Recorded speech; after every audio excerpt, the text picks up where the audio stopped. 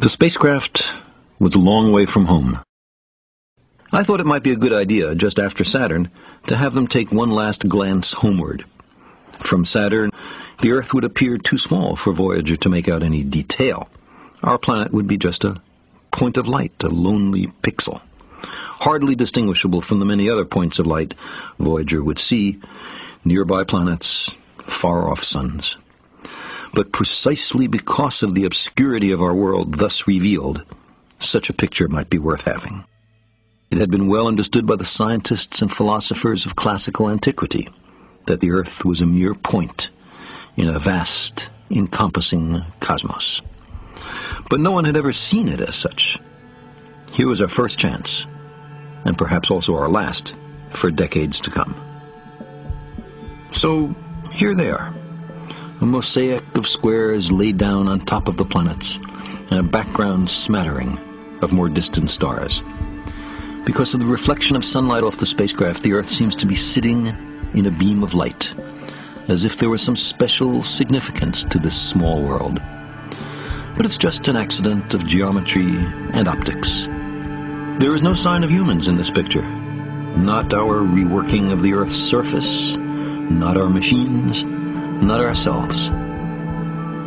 From this vantage point, our obsession with nationalism is nowhere in evidence. We are too small. On the scale of worlds, humans are inconsequential. A thin film of life on an obscure and solitary lump of rock and metal. Consider again that dot. That's here. That's home. That's us. On it, everyone you love, everyone you know, everyone you ever heard of, every human being who ever was, lived out their lives. The aggregate of our joy and suffering.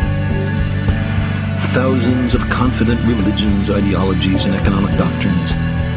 Every hunter and forager, every hero and coward, every creator and destroyer of civilization.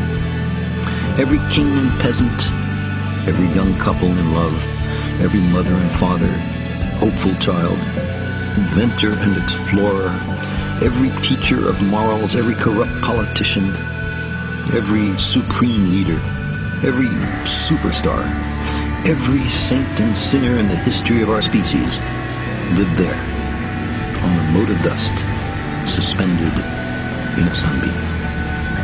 The Earth is a very small stage in a vast cosmic arena. Think of the endless cruelties visited by the inhabitants of one corner of this pixel on the scarcely distinguishable inhabitants of some other corner. How frequent their misunderstandings, how eager they are to kill one another, how fervent their hatreds. Think of the rivers of blood spilled by all those generals and emperors, so that in glory and triumph they could become the momentary masters of a fraction of a dot. Our posturings, our imagined self-importance, the delusion that we have some privileged position in the universe, are challenged by this point of pale light. Our planet is a lonely speck in the great enveloping cosmic dark. In our obscurity, in all this vastness, there is no hint that help will come from elsewhere to save us from ourselves. Like it or not, for the moment, the Earth is where we make our stand.